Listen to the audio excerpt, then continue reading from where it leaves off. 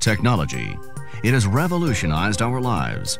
Instantly and invisibly, our money and our data move electronically around the globe. We see technology as fast, efficient, convenient. However, enterprising thieves see technology as an opportunity to obtain our corporate and personal information and exploit it for their own gain. Using desktop computers, counterfeiters create fake currency, checks, traveler's checks, and official documents, and then pass them to businesses and consumers. Every day, we unconsciously release our personal information, just what a criminal needs to commit crimes with our names.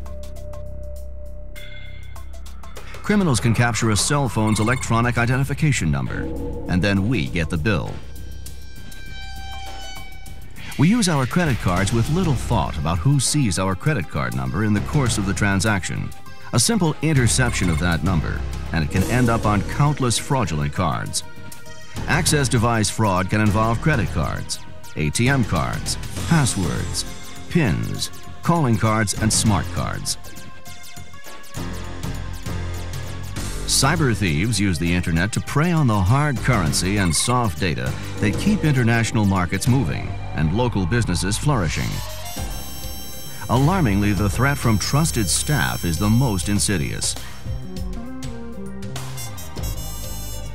In an advanced fee fraud, Nigerian nationals posing as government officials lure legitimate businesses via fax into a deal that is too good to be true, and then extort fees through cajoling and intimidation. With over 3.5 billion electronic payment transactions per year, who is watching the store? The United States Secret Service. Drawing on long-standing relationships with financial institutions, the Secret Service has aligned resources to assist law enforcement and business in combating electronic crime. Our initial estimates were about $10 million in lost revenue. All of the information that the company needed to get back online and not miss a step was permanently gone.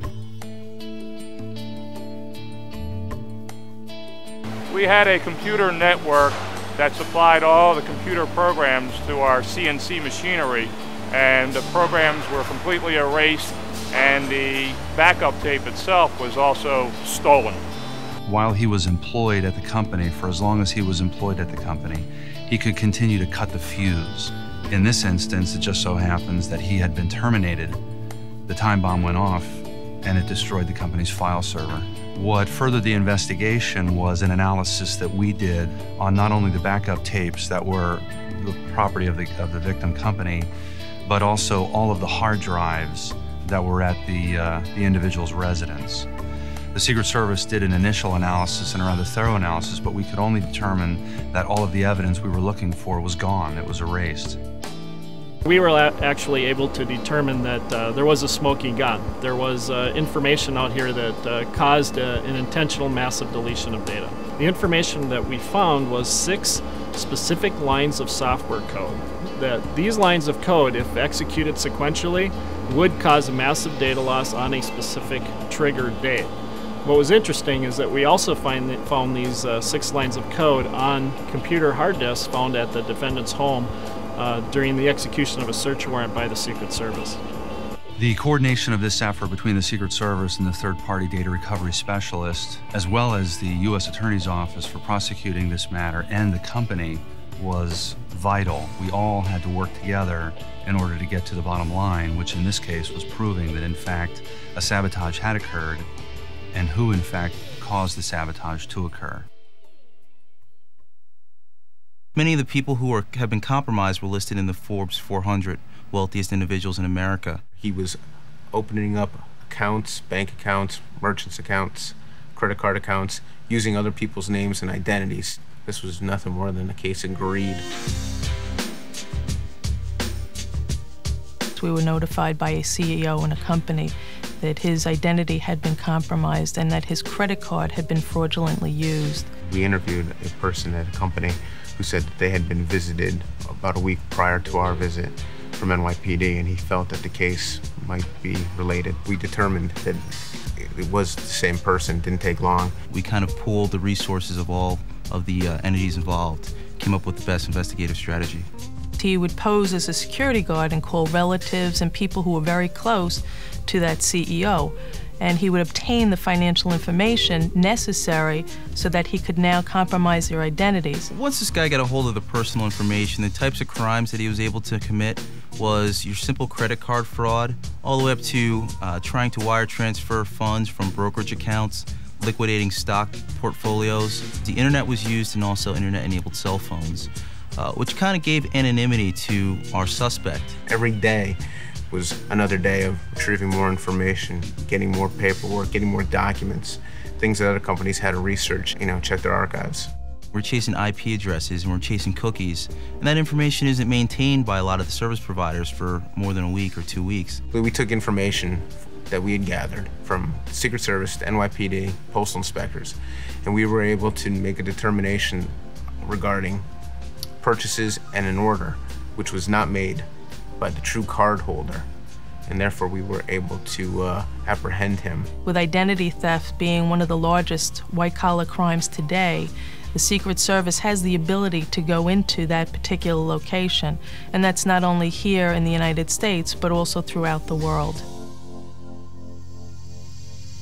The Secret Service supports local law enforcement and private businesses like these with specialized resources, including investigation of access device fraud, cell phone cloning, identity theft, network intrusions, bank fraud, counterfeiting, and all electronic and financial crimes, technical assistance on preparing search warrants, database searches, laboratory analysis of electronic evidence, courtroom testimony on evidentiary contents of seized electronic devices, training on electronic crime investigation, and research on emerging technologies.